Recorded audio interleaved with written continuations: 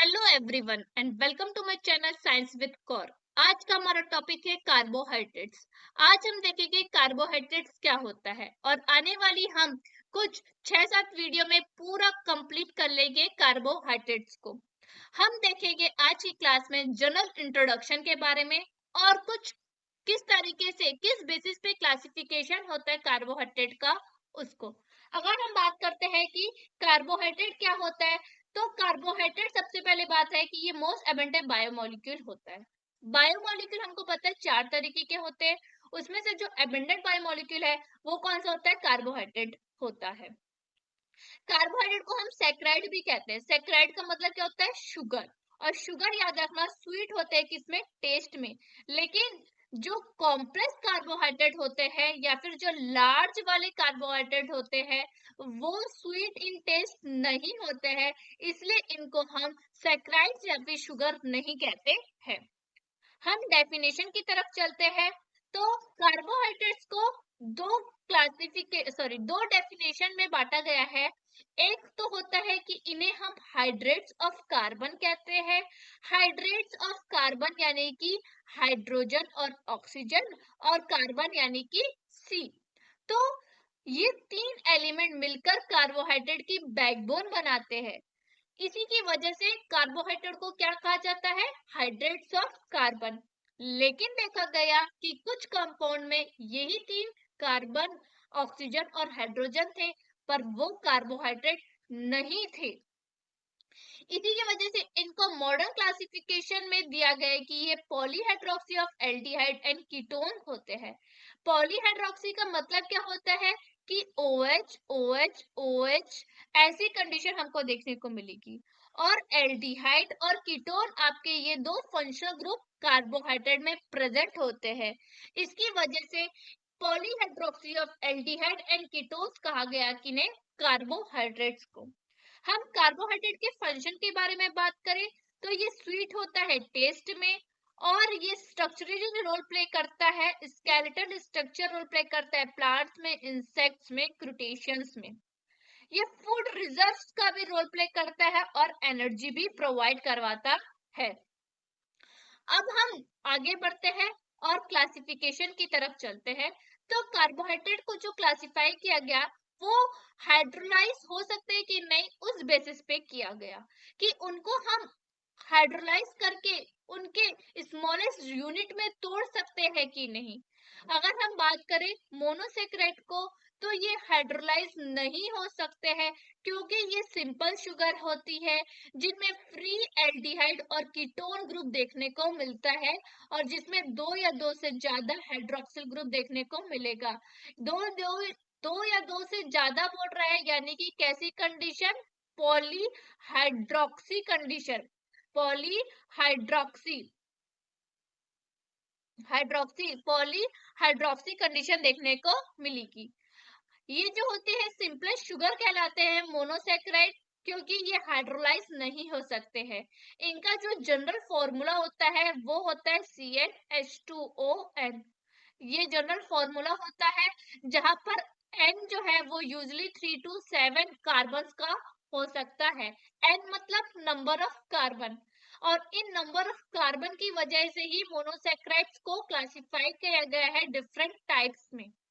एक तो numbers of carbon के हिसाब से, और एक इसके हिसाब से कि इनमें कौन सा फंक्शनल ग्रुप है। तो उस हिसाब से इन्हें एल्डोज बोलते हैं अगर एल्डिहाइड फंक्शनल ग्रुप हो, और कीटोजेंस बोलते हैं अगर कीटोन फंक्शनल ग्रुप हो।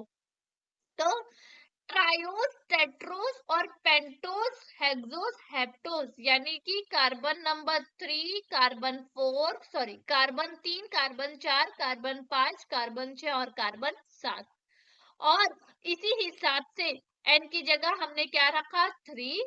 फिर H2 यानी कि 3 into 2 कितना हो गया? 6। फिर उसके बाद हमने क्या रखा? O की जगह भी 3। इसी की वजह से क्या हो गया? ये ट्रायोस यानी कि ट्राई मोनोसेक्राइड, 3 कार्बन वाला मोनोसेक्राइड, जो कि most common example aldose sugar में वो होगा ग्लिसरोस, और कीटोस मोनोसेक्राइड में वो होगा डायहाइड्रोक्सी कीटोन, जिनमें नंबर ऑफ कार्बन कितने हो गए, 3 हो गए। और फंक्शनल ग्रुप इसमें एल्डिहाइड होगा और इसमें होगा कीटोन फंक्शनल ग्रुप। फिर हम बात करेंगे टेट्रोस, तो इसमें कार्बन कितने हो जाएंगे, 4, और जो मोस्ट कॉमन होगा वो इराइथ्रोस, कीटोस में होगा इराइथ्रोलोस। याद रखना जो डी ग्लूकोज होता है वो मोस्ट कॉमन मोनोसेक्राइड होता है नेचर में। ये जो मोनोसेक्राइड होते हैं वो वाटर में क्या होते हैं, सोलुबल होते हैं, पर नॉन पोलर सॉल्वेंट में इनसोलुबल होते हैं। Both this character, that is the number of carbon atom and the nature of functional group present may also be combined into one. For example, glycerose is an aldotriose. देखो carbon number को और functional group के हिसाब से हम इसको एक नाम दे सकते हैं, वो क्या है, जैसे कि एल्डोट्रायोस। एल्डोट्रायोस यानी कि 3 शुगर भी आ गई और एल्डिहाइड ग्रुप भी आ गया। इसकी वजह से हम इसको किसको, इसको हम बोल सकते हैं क्या, एल्डोट्रायोस। इसको अगर हम डायहाइड्रोक्सी कीटोन की बात करें तो हम इसको क्या बोलेंगे, कीटोट्रायोस। क्या बोलेंगे, कीटोट्रायोस। जैसे कि एग्जांपल यहाँ पर दिया है, राइबोलोज को हम कीटोपेंटोस बोलेंगे और ग्लूकोज को हम एल्डोहेक्सोस बोलेंगे। यानी कि फंक्शनल ग्रुप को हम पहले लिखेंगे और कितने नंबर ऑफ कार्बन है उसको बाद में लिखेंगे।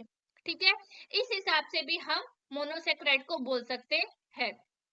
आगे बात करते हैं ये सिंपलेस्ट एल्डिहाइड, जो कि क्या होगा, ग्लिसर एल्डिहाइड, और सिंपलेस्ट कीटोन वो क्या हो जाएगा, डायहाइड्रोक्सी एसीटोन। ठीक है, यानी कि जो ग्लिसर एल्डिहाइड है और डायहाइड्रोक्सी एसीटोन है वो सिंपलेस्ट क्या है, मोनोसेक्राइड है। दोनों क्या है, ट्रायोज, दोनों क्या है आपके, ट्रायोज मोनोसेक्राइड है। ठीक है, अब देखो क्या डिफरेंस है दोनों में, कि जो एल्डिहाइड है उसमें सेकंड कार्बन पे सॉरी कार्बन नंबर 1 ये है, कार्बन 2 ये, और ये है कार्बन नंबर 3। तो कार्बन 1 पर क्या है, फंक्शनल ग्रुप है जो कि क्या है, एल्डिहाइड ग्रुप है। क्या है, एल्डिहाइड ग्रुप है। और यहाँ पर कार्बन 2 पे फंक्शनल ग्रुप है जो कि क्या है, कीटोन है। ये हम देख सकते हैं। तो इस तरीके का डिफरेंस आपको ग्लिसर सॉरी एल्डिहाइड शुगर में देखने को मिलेगा, मोनोसेक्राइड में देखने को मिलेगा, और कीटोस मोनोसेक्राइड में देखने को मिलेगा।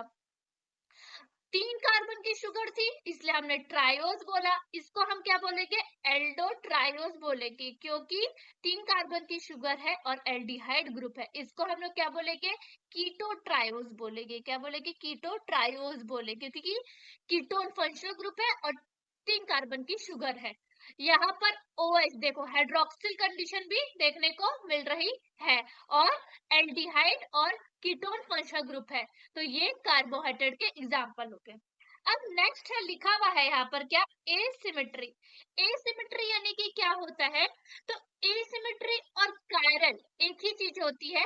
कभी कभी कुछ लोगों को समझ में नहीं आता है कि एसिमेट्री और कायरल का मतलब क्या होता है, लेकिन ये दोनों ही एक ही चीज होती है। देख सकते हैं आप कि ये क्या होगा, चलो देखते हैं कि different group is attached to each of the 4 valence of carbon. यानी कि जब क्या बोल रहे हैं कि जब चार चार वैलेंसी होती है, हमको पता है कार्बन की, जब इन कार्बन से 4 डिफरेंट ग्रुप अटैच्ड रहेगा तब उस कार्बन को हम क्या बोलेंगे, कायरल बोलेंगे, या तो फिर हम क्या बोलेंगे, एसिमेट्री बोलेंगे। ठीक है, ऐसे कार्बन को हम कायरल कार्बन बोलते हैं।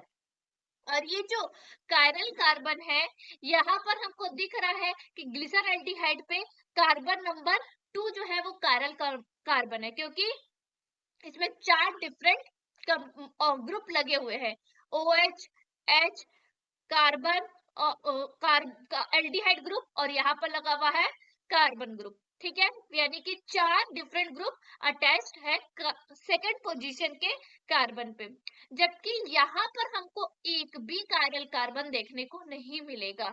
इसीलिए हम बोलते हैं कि डीग्लिसर एल्डिहाइड, या फिर हम बोले तो सारे मोनोसेक्राइड में कायरल कार्बन प्रेजेंट होते हैं एक्सेप्ट डायहाइड्रोक्सी एसीटोन। कैसे पता चलेगा कि किस तरीके से हम कैलकुलेट कर सकते हैं कायरल कार्बन को, तो याद रखना, एल्डोज के लिए होता है फॉर्मूला n-2 और कीटोज के लिए होता है n-3, where n is equal to number of carbon. ठीक है, अब एल्डोज की तरफ चलते हैं हम। यहाँ पर 3 कार्बन था, हम एल्डो वाला फॉर्मूला लगाएंगे n-2 यानी कि 3-2, तो आंसर आ गया 1। तो यहाँ कितने कायरल कार्बन है? 1। ऐसे ही ड्राई हाइड्रोक्सी एसीटोन में देखेंगे तो यहाँ पर कितने कार्बन थे? 3। यहाँ फॉर्मूला लगवाएंगे n-3, तो 3-3 0 हो गया, यानी कि यहाँ पर कितने कायरल कार्बन है? एक भी नहीं। ठीक है, ये बहुत इंपॉर्टेंट क्वेश्चन बनता है। यहाँ पर लिखा भी गया है कि मोनोसेक्राइड, सारे monosaccharide except dihydroxy acetone contain करते हैं एक या फिर एक से ज्यादा एसिमेट्रिक कायरल कार्बन एटम। ठीक है, अगर हम देखते हैं दूसरा एग्जांपल लेकर, तो टेट्रोजेस है, यहाँ पर पेंटोजेस है, टेट्रोजेस है, तो टेट्रोजेस में कार्बन कितने हैं? 4। यहाँ पर कितने हैं? 5। तो देख लेते हैं, एक बार एग्जांपल देख लेते हैं। क्या था एल्डोस के लिए? क्या था? n-, और यहाँ पर क्या था कीटोस के लिए n-3। तो अगर 4 कार्बन की है शुगर और 2 माइनस करेंगे, यानी कि इराइथ्रोज में कितने कायरल कार्बन हो गए? 2। वैसे इराइथ्रोलोज में कितने कायरल कार्बन हो गए? 1। समझ में आ रहा है? ऐसे आप सभी का निकाल सकते हैं। तो यहाँ तक ये बात हुई general introduction of carbohydrates and there classification. आगे जो है हम बात करेंगे आइसोमेरिज्म के बारे में, और उसके बाद हम देखेंगे मोनोसेक्राइड्स, उसके सारे क्लासिफिकेशन वगैरह सब हम देखेंगे बाद में। लेकिन सबसे पहले कल की वीडियो में हम डिस्कस करेंगे isomerism and it's type. Thank you and don't forget to subscribe.